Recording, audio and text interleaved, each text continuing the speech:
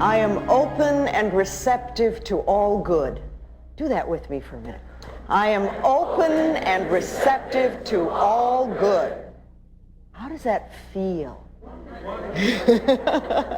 Does it really feel wonderful for everybody? Too often, you know, we sit, and people come to me and want to get prosperity and things like this, and I see them sitting like this. And I think, how are we going to let it in? How are we going to let it in? And this is such a wonderful symbolic gesture. I am open and receptive to all good. Not a little bit, not just some, but all good. You know, when you do something like this, the universe notices. The universe notices. Okay, this is going to be a nice question and answer session. I'll talk a little bit and we'll do some questions and see where you are and see what your stuck points are in prosperity. Because a lot of people think that prosperity is just money.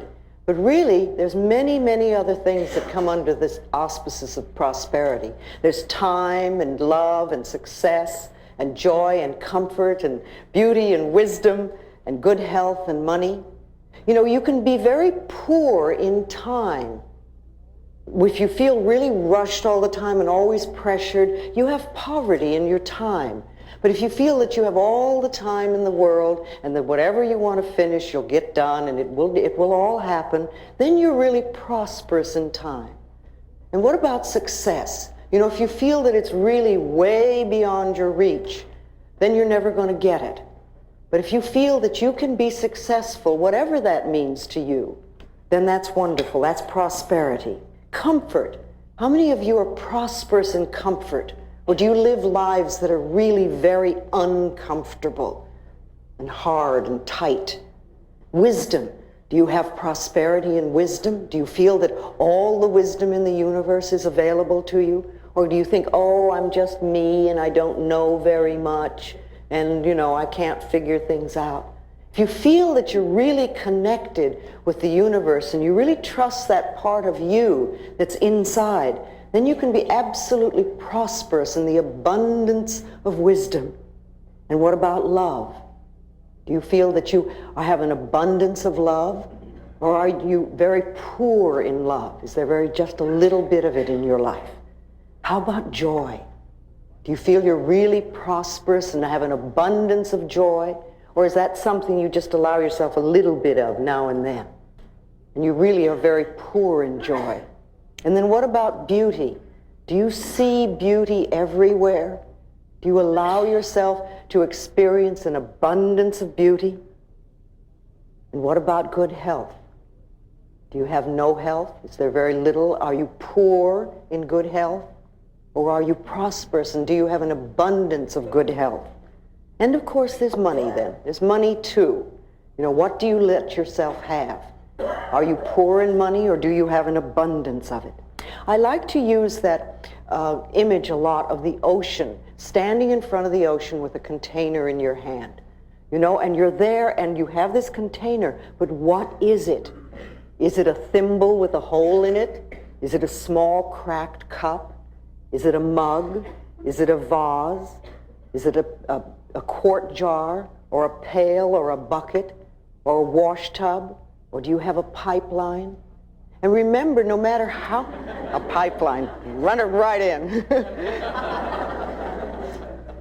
But no matter how much you have, whatever your container it is, and no matter how much you're taking from the ocean of life, and even though we're all standing there, we're not robbing each other, and there's plenty for everyone, and no matter how much we take, there is no way we're going to run that ocean dry. It's absolutely impossible.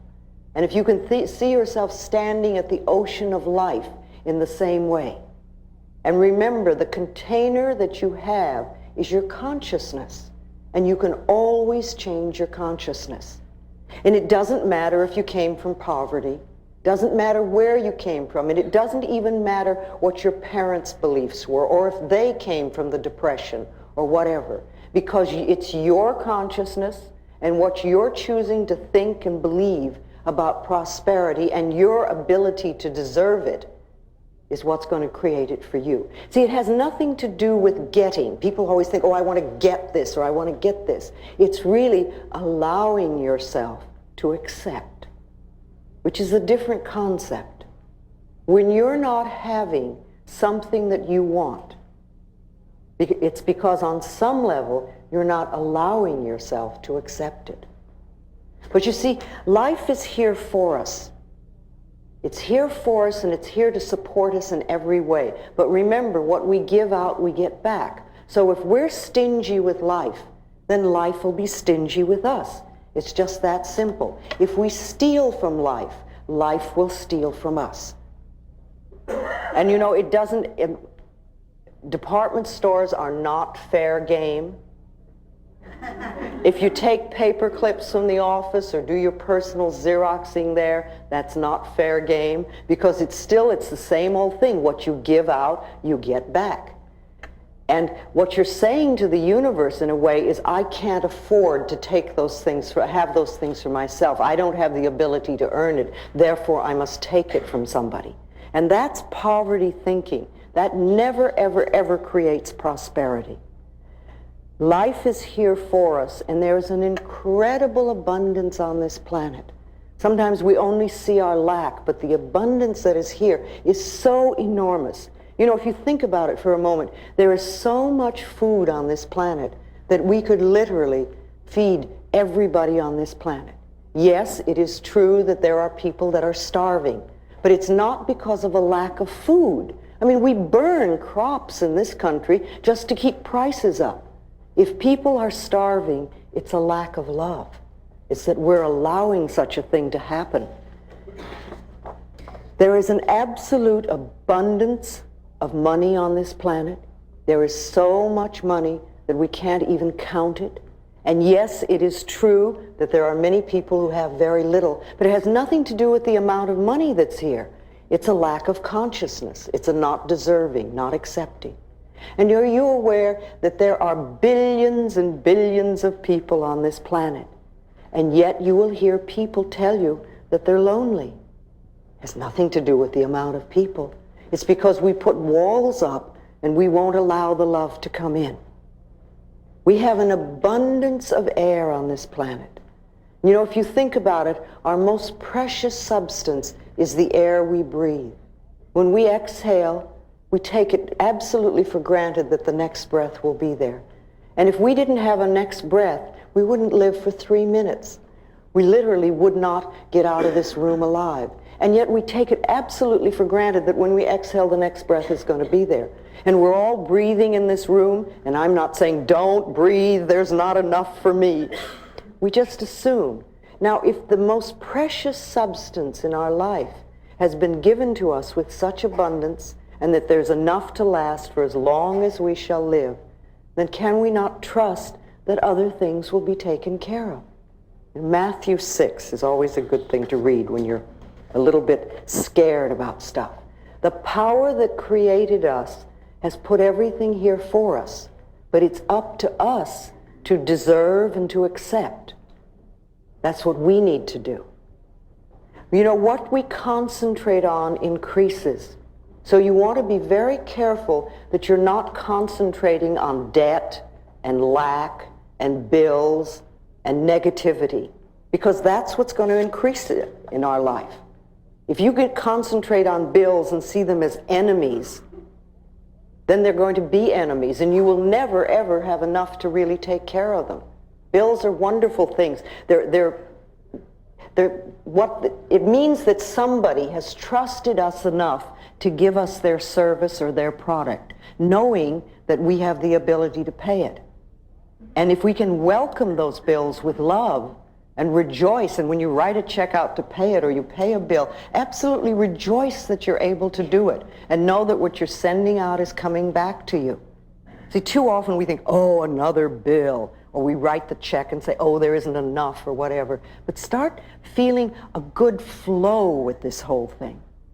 Self-image is very important, because self-image, feeling good about yourself, is prosperity. Prosperity begins with that.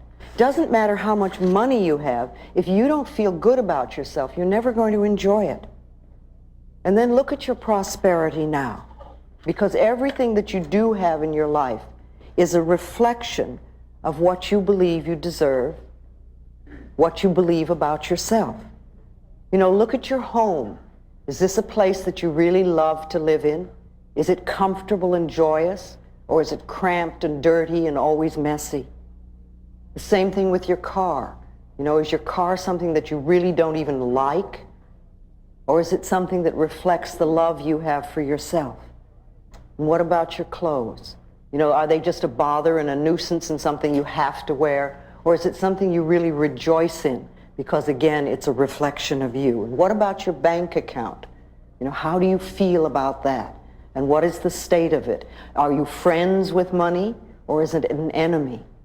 All these things are important because what we have in our life is a reflection of ourselves. But remember, no matter where we are or whatever is happening, it's a reflection of ourselves, but it's only a thought, and a thought can be changed.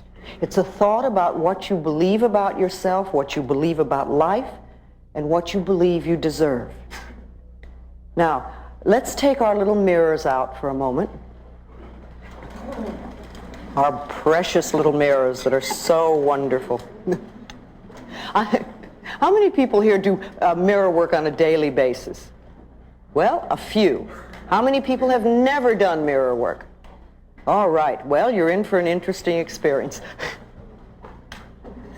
The reason I like mirrors so much is that they really move you through stuck places because they reflect to you almost instantly what your beliefs are that are against you. Okay, let's look into the mirror for a moment. Look into your eyes and just say to yourself, my biggest fear about money is...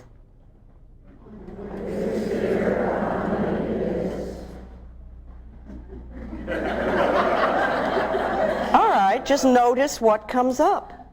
What comes up? What is coming up when you do that? What sort of fears? Let's just share that for a moment. What sort of fears come? What? Yes, right here. My biggest fear about money is that it'll either be taken away when I get it, or that somehow I just, that I won't be taken care of. And I do a lot of the mirror work, and I do a lot of the prosperity work, and who took money away from you when you were little? Well, it was a control issue with my family, with my parents. I come from a family with money, but it was always, that's where the love came from, was with money. And I come from a father who has a tremendous fear of being broke. So it was passed on, and I know that, so I'm trying to work through that. Can you forgive him for that? It's a tough one. I'm trying to, but it's a hard one. Yes, but you see, your freedom with money is tied into it, not his. And he was doing the best he could coming from where he came from. And he probably was raised in a way that he was manipulated through guilt. So he manipulated you that way with money.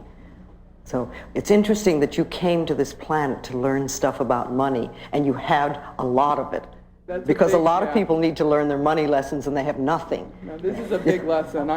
It's been put in front of me time and time again, so I'm real aware of it. It's just, when I start working through it, I get physical anxiety pains, I have panic attacks, all kinds of stuff. Have you ever gone through a period in your life where you had no money? No, I've never, no, it has not happened to me because when I'm pushed up against it, I work, I earn a good living, and it's always been provided. I mean, the evidence... So you can take care of yourself. And the evidence that it's not going to be there, that's just my own fear, because it has always been provided. I've always been able to pay my bills and have nice clothes and live in a nice place. So your barrier, your issue really is fear. And not trusting. Yeah. Who is it you're not trusting? Are you not trusting your father? Or you're not trusting yourself? I'm not trusting myself. And yet your track record is very good. Yeah, only over the past, year and a half is really when I was turned loose to take care of myself, and that's, of course, when I have a feeling that you could take $5 and live a whole month very well. I have to question that. No, I think you have enough resources. That you're a very clever, very bright person, and you would work it out. You could probably start out with no money, but I'd say $5 just to get you started. Well. And then and you could live a whole month without it. Remember, money is a means of exchange. It has no meaning in itself. We give it so much meaning. Okay, so your fear is that you won't be taken care of and it's going to be taken from you. Yeah. And you see where it's coming from. All right, let's have a couple more. Yes, right here.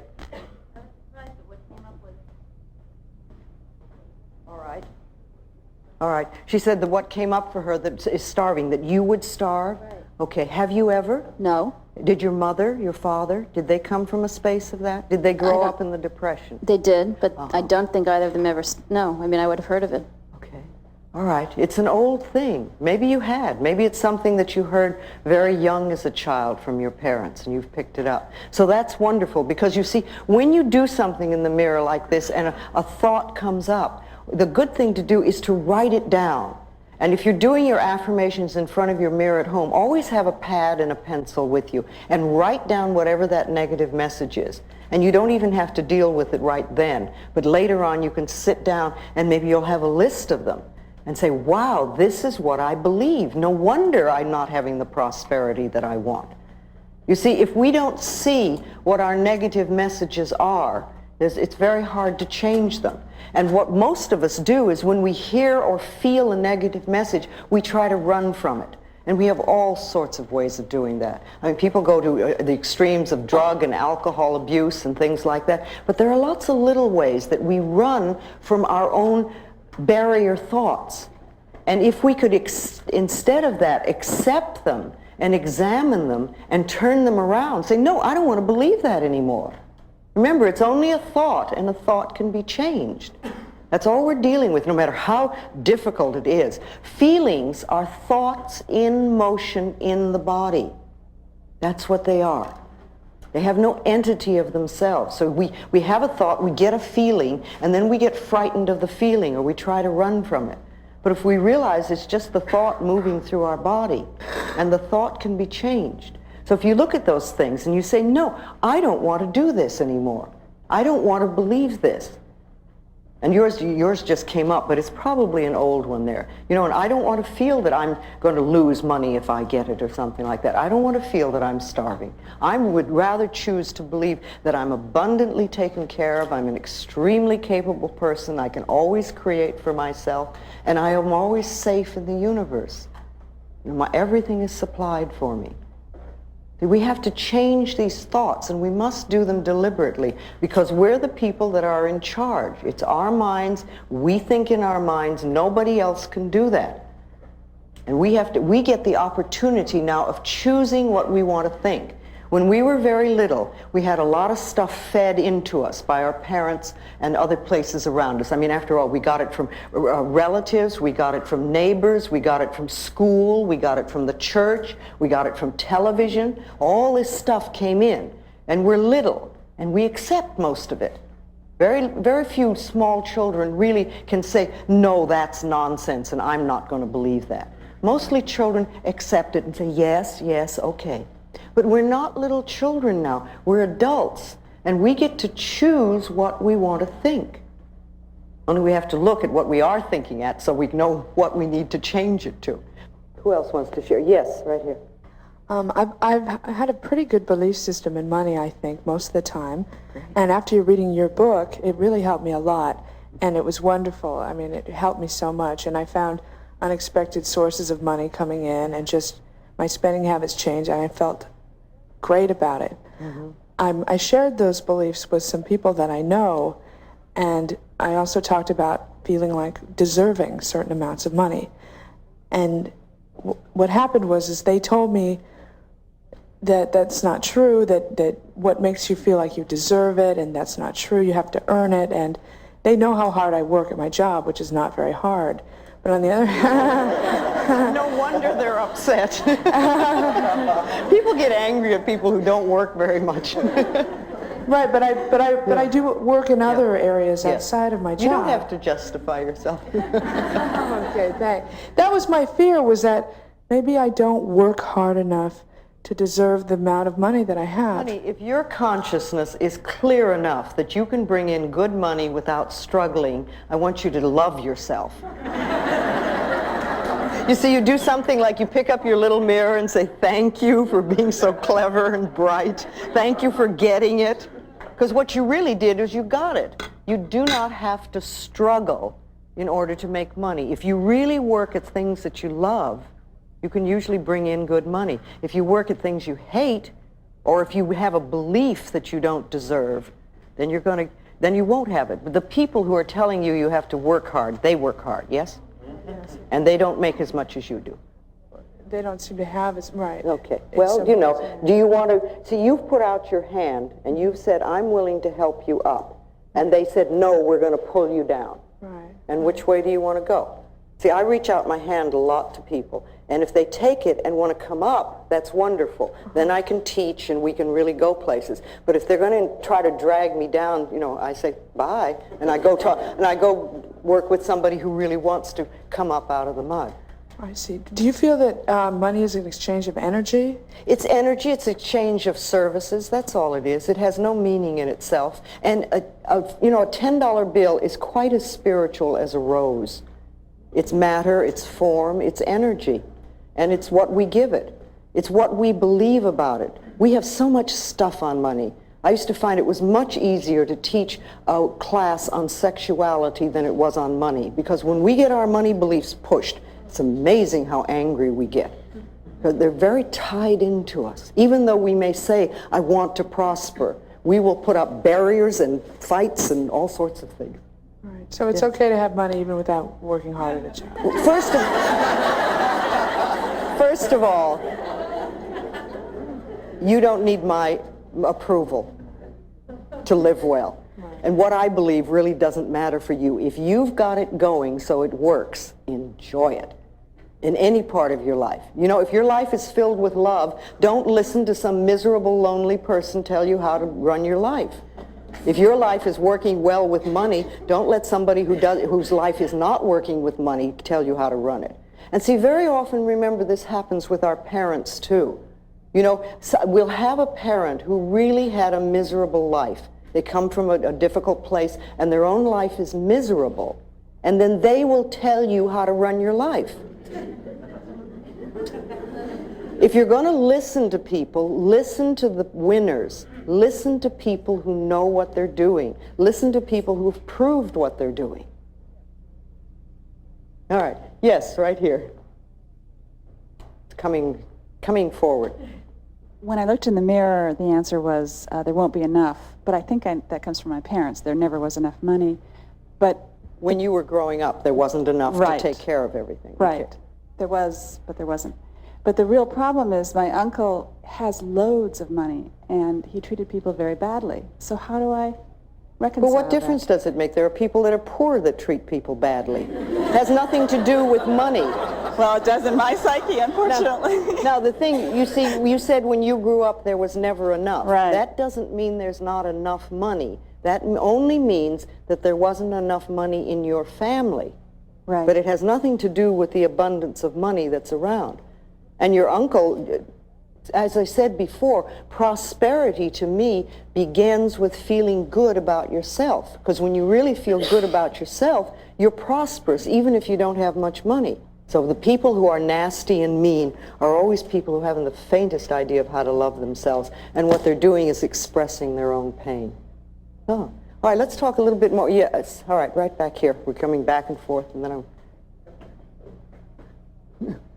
Okay. Hi. Hi. When I looked in the mirror and said that, I thought I felt kind of insecure and sort of afraid because I did inherit some money. My father died last year, and I've been finding myself like trying to give it to people. Okay. And I mean, I gave my mother $2,000. I gave my sister $1,000. What asked. do you give yourself? I kept some money for myself, and but it's just I think it's a fear. Like I don't deserve it, and I'm not good enough to have this. Well, you may have some guilt about your father, too. You know, and feeling that you're getting money from him when perhaps there were things you needed to clean up with him, and you didn't get a chance to. So it's like, I don't deserve it, and I better get rid of it. Yeah. But while you're going through those feelings, I would suggest that you put it in a bank account or a CD. But put it in a year CD. I did put it and make open it a sit CD. there for a year while you work through your stuff. All right. And then when you've worked through your stuff, you can go and get the money and enjoy it. But if you have your hands on it right now, it sounds like every time a guilt feeling comes up, you may give some away. Yeah, it's And like then, whenever anyone, I seem to have people in my life coming in with money problems constantly. Of course. And it's like the first thing I want to do, I'll give you $100, or what do you need, you know? And it's like, I don't know if I'm trying to... No, you see, they're coming to you because you're feeling the guilt about the money. Okay. If it wasn't, they probably wouldn't even mention that they had money problems to you. So they're helping you sort of go through your stuff. Okay. You need to begin to realize what you deserve. If you have any stuff with your father, do a meditation in your mind and forgive him or forgive yourself and have a talk to him so that you can clean things up. Tell him you love him and get it cleaned up in your mind, so that that can be taken care of. Then you can then move from that step into deserving for yourself, that you deserve, and that remember, money problems or lack or having money is by right of consciousness. It's what we believe we deserve. And giving somebody money does not solve their problems, ever. Because then they just recreate. The best thing you can do for people who are having money problems is to teach them how to create it in consciousness, because then that's lasting. That's much more lasting than handing some. But you can give, I mean, obviously we all give some money away at times, but don't give it away because you feel guilty. Because remember, people will say, you know, oh, well, I have to help people. But you're a people too. Right. You are somebody. You're worth loving and you're worth prospering. You know, I like to think that we have a cosmic bank account, all of us. It's like a cosmic bank account. And we can put in deposits of affirmations, of positive thoughts, of believing we deserve. And we can eliminate the debts, the negative debts and negative thoughts and negative beliefs. We can take those out. And the more that you put in wonderful experiences and wonderful thoughts into your cosmic bank account, the more you will take out big dividends. Remember, your consciousness is the best bank account that you can have. What you do up here is far more important than what you do just in a bank account. Loving yourself pays enormous dividends. Enormous dividends. I know lots of people get upset because they say they're on a fixed income. But remember, who fixed it? Who fixed it? And it's a thing of consciousness. It can be changed. We want to realize that where we are is the totality of possibilities. Not a little bit, but the totality of possibilities. And all things are possible. We want to know that our job is only one channel of an infinite source. There's an incredible infinite source that supplies everything, from the air we breathe to the vegetation to the plants and the animals and the planets and the stars and everything that's imaginable.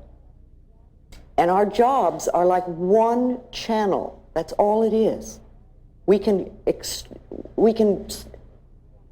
enlarge this enormously. Anything that's fixed, any fixed income in our life has been fixed by us, by an acceptance or a belief. So we want to enlarge that and really let it go. Think for a moment about money and success and work and bills and debt and envy and lack and guilt. How do you feel about that? What are your beliefs about it? What do you think about your work? Do you think work is a drudge that you have to go through? Or do you see it as something that you really love to do and enjoy? What do you feel about debt? Is debt something that really drags you down? Or do you just see it as something that you can take care of easily and you don't allow it to pile up? What is your belief about lack? Is lack something that's always in your life? Or can you see that lack could be something that's part of the past and is not part of what's going on now? Again, what do you feel about bills? Bills are these things that people get such stuff on. But they're only pieces of paper and saying somebody trusted us enough. And what about envy? Are you jealous and envious of people who have? And what about guilt? Do you really feel that you don't deserve? See, these are all poverty-oriented thinking patterns. Any negative thought that you have about money is poverty-oriented. So listen to what you say and listen to what you're thinking. I love the exercise of having people clean out their closets. Go and clean out your closets and your refrigerators. Take all the stuff in the closets that you haven't worn in a period of time and either sell it or give it away or burn it. But get it out so that you have room for the new.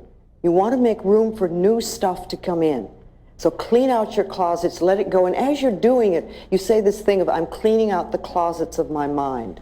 Same thing with refrigerators. You know, is that a place where there's lots and lots of little bits of food stuck in the corners?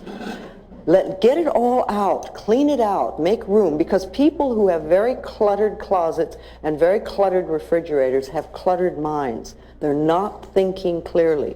It's just symbolic. That's all it is. It's symbolic of what we have in here.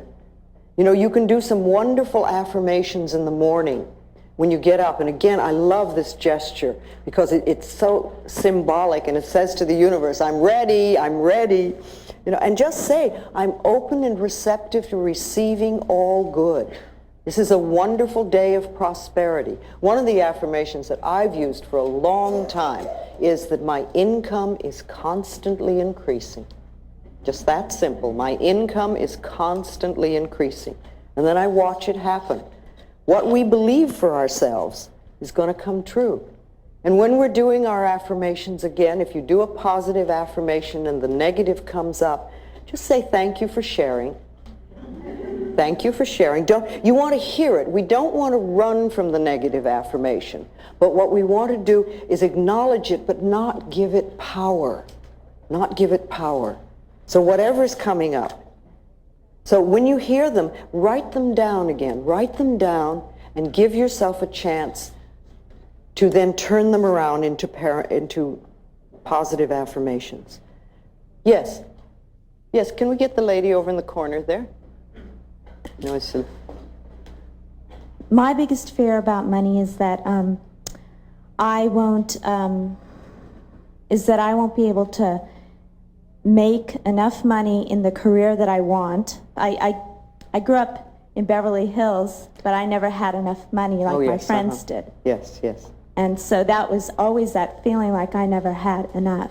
Yes, yes. And also I've been sick since 1986. Well, that keeps you out of the running. And that keeps me out of having to deal with. Yeah. So Well, it's one way to deal with it. See, a lot of people do that. They will go into ill health because then you can't expect people to do anything, and it just takes you out of the running completely, and somebody else has to take care of you. But it's a terrible price to pay. How would you like your life to be? Well, I would like. I see myself moving more towards how I'd like it to be because I've been working on this kind of stuff for like 3 years. I'm feeling like the love part is really abundant. I've got a lot of love. So how else I would like it to be is where I'm comfortable and feeling free in the job that I do and the career that I want. I'd like to work at the career that I want to work at and make enough money to live and get over that issue already. Okay, then why don't you make that an affirmation? I am working at the career that I really enjoy, and I'm making an abundance of money, and I'm comfortable with it. Money has become my friend, and I have all that I need. Put it into an affirmation and say it every day. Say it, and every time those negative thoughts come up, just say this over and over again. You've got to tip the scale. So you believe that if I say that on a daily basis, those thoughts will really begin to change, and I believe it because if you're willing to let go of them, if you're willing to let go of them, if you really want to hold on to them, then it won't work. And what do you do when you're not doing that affirmation? You see, remember, every thought we think and every word we speak is an affirmation and going out and coming back. So if you do one affirmation 3 times a day, that's great, but what are you doing the rest of the time? That's what's important. I love myself. I'm willing to go beyond my past. I am the only person who chooses my thoughts now. You know, I work in a career that I really enjoy. I'm earning good money. I'm comfortable with it. I release the limitations of my parents. I let them go. You've got part of your life working nicely now, so you know, work on this now. You'll get it. Again, remember, our parents had lots and lots of beliefs about money, and we picked up a great deal of it. So what were your parents' beliefs? It's another good thing to sit down and write down, make a list. What did my parents believe about money? And write it all down, and then look at it and say, am I choosing to believe that now? I like to use the word choice and choosing in lots of the questions that I ask myself, because I want to make sure that I understand that I am choosing to do what I'm doing. I don't have to do it. It's a choice. So do I choose to believe what they believe, or would I like to believe something else? Again, we want to go beyond our parents' limitations. And I think many of us had parents that grew up in the Depression, and for them there was a lot of fear, but we're not there now. We're not there now. If you want to change your job, first of all, if you say, I hate this job, it is not going to get you what you want. All you're going to do is take dissatisfaction with you into the next job. What I like to tell people to do if they want to change a job, first of all, is bless this current job with love. Put a lot of love into it. Thank it for being there when you wanted it, when it was there, when you first got it. And know that you're now passing it on to somebody else that will love it and will probably do an even better job than you're doing. Then, in that state, then open yourself to a wonderful new position. Know that there are people out there that are looking for exactly what you have to offer, and that you're being brought together on the checkerboard of life. I love that image of, here you go, oh, hi, there you are. But you know, it's been happening like this for a while. And that you're working somewhere that uses your talents and abilities. You're being fulfilled. You're working with and for people that you love and that love you, and you're earning a good income. And it's in a beautiful location. You know, put it all in, and with that sort of atmosphere, then you can attract something wonderful to you. It's the same thing with an apartment or a home. If you want to move from where you are, don't run around saying, oh, I hate this apartment. Because you're not going to find something you really love, or if you do find something nice, you're going to find this awful dissatisfaction in it right away because you're taking your consciousness. When you moved to your apartment, it was wonderful. So put love into it and say, thank you for being here for me. We really had a good time, and now it's time for me to move on. And I know somebody else wonderful is going to come and live here. And then I'm opening myself to a wonderful new place to live in the perfect location, you know, with lots of light and sun and air. If that's important to you, it's very important to me. And put in everything that you want, and always add, at a price I can easily afford. At a price I can easily afford. Don't limit yourself, and don't put something on there. Put it at a price I can easily afford. Then it's amazing what can come in. That is exactly what you want. Same thing with a car.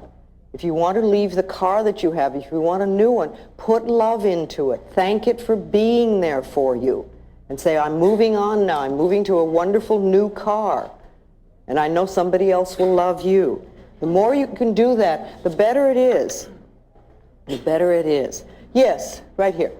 I've been very prosperous in my life. Good. And I have a hard time opening up my arms and saying I'm willing to accept more prosperity because I have these fears that something terrible is going to happen. Okay, was that a family thing? Family and life experiences. Okay. So fear and safety have a lot of meaning. Okay, so if you're like this, you're a lot safer. Yeah, symbolically. I really became aware of it when you went to throw open your arms, and I got really fearful, like, okay, all right, experience okay. it. All right. And I don't know what to do to... I have also a fear about, with an affirmation, do I deny some part of myself? Or is there will I, everybody experiences denial and things like that. Will I use an affirmation to hide myself? I don't know. You might. I don't know whether you will or not. But an affirmation really is like planting a seed in the ground. And an affirmation, remember, it usually doesn't feel true to begin with, because if it were a truth, you wouldn't need to do an affirmation. What you're trying to do is to create something that you didn't have before. And you're putting a seed in the ground, a new seed. And when you put the seed in the ground, you don't get instant whatever. What you get is a seed in the ground, and you have to nurture it. Now, to want something new in your life is not to deny what you have, unless you're releasing something. And then you don't have to deny it, but you can say, I'm letting it go because it no longer serves me. And now I want to create this new in my life and start the new affirmation going. And remember, if you have had experiences in your life that are not comfortable, on some level they're mirrors of you. We don't always like to hear that, but everything in our life is a mirror of us. So if something's happening out there that's not comfortable, we have to look inside and say, how are we creating it? What is it about me, or what is it within me that believes that I deserve this experience? Because otherwise we wouldn't bring it to us. So perhaps, I would say that perhaps a little more loving yourself would help. Because when you get that flowing, you won't bring in uncomfortable experiences. When I was a little girl, and then when I grew up and started out in the world, my self-esteem was so low, and I had such a terrible self-image that I created awful experiences, just terrible experiences. And that continued until gradually I learned how to use your mind, and that loving yourself is the way to bring good things into your life. And then my experiences changed. But you know, if you just say, oh, well, it's scary, and if I open myself up, I'll get terrible things, you probably will, until you've changed whatever it is inside of you that attracts that. And that can, yes. Okay, so it's just a question. You say you've had a lot of money, so that's not an issue with you, but you have other areas. See, money isn't the answer. We think it is. We think money is going to take care of everything and we won't have any problems anymore, but it's not our answer. Let's see what this gentleman right here wants to say. Hi, Louise. Yes. My situation with finding a new house is a little different. I love the one I'm in, but I have to move. Okay. So a year ago, I also had to move. I didn't love the place I was in, but I ended up loving it, and this new place manifested, which now I love, and which I have to leave. Okay. And I'm going out looking at all these places, and every one is like, no, I don't want this, I don't want this. And like a whole month has gone by. Well, the right the time place is running waiting out. for you. The right place is looking for you. Now, you know that you can find a wonderful place. And just know and affirm that the power within you that got you the other place, or the other places, will bring the new one in. And you know it's the perfect place. And it's coming to you in a delightful, surprising manner. And yes, look for it, but sometimes it doesn't happen. I remember once in Los Angeles, I was looking for an apartment. It took me 6 months. And when I was looking, I couldn't believe the junk that I was seeing. I kept saying, this is Los Angeles. It's filled with wonderful apartments. Where are they? All I could see was junky apartments that I wouldn't consider. And it took me 6 months. And then when I found the one that I wanted, it was magnificent. And the thing was that the building was being built. And I couldn't get it because it wasn't built yet. And when it was built, it was waiting for me. And sometimes that happens. You know, you look for something and you're not finding, and you're not finding, and you're not finding. There's a reason for that. Now, you know that you're going to get a wonderful place. Thank you for your support. You'll keep knowing that you always live in a wonderful place, that it's easy for you to find homes, and you always have a wonderful place to live. Make that your personal law. The other thing that I like, and I used this for years, was that I always have good relationships with my landlords. Because that's something that makes life a lot nicer. Yes. Let's do this gentleman over here. Thank you. I'm pretty well blessed with friends and joy, but like the other gentleman, I freelance, and so I get very well supported by the people around me, but that tends to make me feel very guilty because I can't reciprocate. Okay. That's your problem, not theirs. Are they giving to you only to get back? It depends on the individual. You know, family tends to give with one hand and expect something in return. But the friends are giving out of the joy of giving. Okay, so the family who is giving with one hand and expecting in return, just give them some love. I've been trying that. Just do it, you know, and if that's not good enough for them, that's not your problem. That's their problem. There are times in life when the universe gives to us in a form, whatever form that we may need, and we may not be able to do anything to give back or anything, and that's okay. I mean, however the universe has decided to take care of you, you say thank you. Yeah. And then there will come a time in your life when you will help somebody else. I can think of many people in my life in the early days who really helped me enormously at a time when there was no way I could pay them back. But what's happened is that years later, I've taken an opportunity to help someone else. And that's the way life goes. Very often, all we do is exchange prosperity. Somebody gives you something, and you right away give it back. You reciprocate. Or somebody takes you to lunch, and you immediately have to take them to lunch. Or somebody gives you a gift, and you immediately have to give them a gift. Learn to receive, learn to accept, learn to say thank you and just receive. And you know, if the universe likes to know that you can receive and not just exchange. And sometimes you don't need to give back to the person that gave to you. You'll give to somebody else at another time. But learn to accept.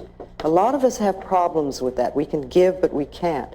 You know, and when somebody gives you a gift, smile and say thank you. That's all you need to do is smile and say thank you. You know, if somebody gave you a gift and you said to them, oh, it's the wrong size or it's the wrong color, I guarantee that person will never give you another gift. And the universe will say, this person doesn't want any good. You know, you accept graciously, and if it really isn't right for you, then you pass it on to somebody that can use it. Same thing with compliments. If somebody gives you a compliment, smile and say thank you. Just smile and say thank you. And you know, speaking of prosperity, how do you nourish yourself? What do you do for yourself that's nourishing? What do you do to make yourself feel good, to take care of yourself, to make sure that you're in superb health, to make sure that you have lots of loving friends around you? What do you do? Do you take time to nourish yourself? Again, you know, going to the mirror in the morning, any time of the day, but I like the morning because it sets the tone of the day. And saying, what can I do for you today to nourish you? How can I nourish you? How can I make you happy? How can I make you happy? The other thing we want to do, you know, is we want to be grateful for what we do have. If we're only looking at what we don't have, if we're only seeing the lack, again, that's not a way to bring more good in. Start to be very aware of what you have and be very grateful for it so that more stuff can come in. This lady over here wants to ask me something. I saw you. Hi, I'm having a hard time receiving happiness. Actually, I'm very happy. I'm having a hard time with fear of being happy. Okay, what would happen? I'm newly married, and I'm very happy, and I feel like I'm receiving love more than I ever have. I have a 9-month-old baby who's very beautiful, and I love her very much. And I have a tremendous amount of fear that something's going to happen to her, or something's going to happen if I'm too happy. Yes. Or, you know what that's called? That's called running anxiety. That's all it is. It's like there's an anxiety part of us that is here. And usually it gets taken care of this way or that way. We have these little things going on. When our life is really magnificent, it's like we're not handling that part of ourselves. So these thoughts come up. So when you hear them or when you feel them, just say, it's okay, I'm just running anxiety. All is well. My life is so wonderful, and I deserve, and I'm willing to accept, and I can have. That's all you're doing. Just recognize it is that little part of you is saying, well, you know, she's not upset anymore, and we've got to do something. Something's going to go wrong. I just know it. Things are too good. Thank you for sharing, again, thank you for sharing. I appreciate, I know you're trying to take care of me. One of the things that I do when a fear thought comes up is I say to it, I thank it. I say, thank you for trying to protect me. Thank you for taking care of me. I appreciate that you want to help me. And then I'll do an affirmation for whatever it is. But I acknowledge that the fear thought is there to protect me, because that's what fear is, really, isn't it? You get frightened and the adrenaline comes and it's saying, where's the danger? So I say thank you. And you can do the same thing for that. And just don't give it a lot of importance. Okay, let's give it to the lady in aqua here. Yes. Hi. I've read a lot of your books, and I'm really trying to practice learning and applying what I'm getting out of the books. But when I looked into the mirror, I expected to have the fear of not having enough money. But what came to me was a fear of having the money. And I sat here and thought about that. My family did keep playing these old tapes. We were poverty and welfare children, and it was always, well, rich people are no good, or they're selfish, or they're whatever, and on and so on now and on. if you have money, you're going to be no good. Oh yeah, and you should never have a credit card. And what's really funny is I have a credit card, and I always sabotage myself with my credit cards. I always manage to have enough money to pay the rent and buy my food, and if I start making too much money or becoming too successful, I will sabotage myself so that I only provide enough money to meet my needs and not my wants. Well, then I started putting out these affirmations of it's okay to accept and to have things. And yesterday, I was driving down the street, and I really had a strong need for a vacuum cleaner and a typewriter. And those are like so unrelated, but I turned up the wrong street, and sitting on the corner was a vacuum cleaner that had a sign on it that said, "Free, it runs, take me." I stopped the car, and I got out of the car, and sitting next to the vacuum cleaner on the ground was a typewriter. There was a little Jewish man that was standing in the driveway, and I said, "Excuse me, are these yours?" And he said, "No, dear, they're yours." I have had them for so long, I don't use them. The maid has her own vacuum cleaner. You take them and use them well. And I smiled and said, "Thank you."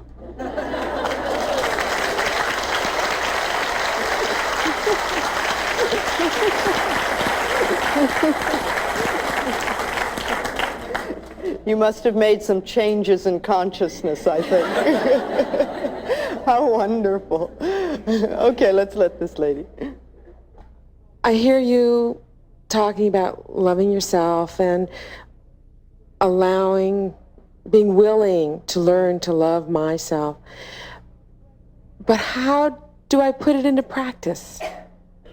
How do I really allow myself to love myself so that I can first thing that you do, absolute number one on the list, is you stop criticizing yourself. Just make a vow that you are not going to do that at all anymore. And work on that as much as you can, because as you stop criticizing yourself, you are going to be amazed at how you lighten up on yourself. I find that that's the number one thing that's in the way of loving who we are. I really appreciate what you said about if we couldn't say "I love you," to say "I'm willing to learn to love you." That was very helpful. Bring it I back appreciate that. to a space that you can begin to work. All right. Don't force yourself. The quicker you can get to "I love myself," the better it is. But if you can't do it to start with, "I'm willing to learn," "I'm willing to begin to learn to like you," if you have to move that far back. But someplace so that you can start inching up till you get to the point where you say, "I love you, you're wonderful," and really feel good about it. And that takes time for some people, because we've got all this stuff in the way. And when we get to the point where we can really do that, it's amazing the wonderful stuff that happens in our lives. But remember, we're only dealing with thoughts, and thoughts can be changed. I love working in a group like this because we help each other. We bring up stuff and we can see where other people are, and it touches stuff inside of us. When we change our thinking, we change our reality. That's just that simple. So let's know some positive things for ourselves. We are open and receptive to wonderful new ideas. We allow prosperity to enter our lives on a level that it has never entered before. We deserve the best,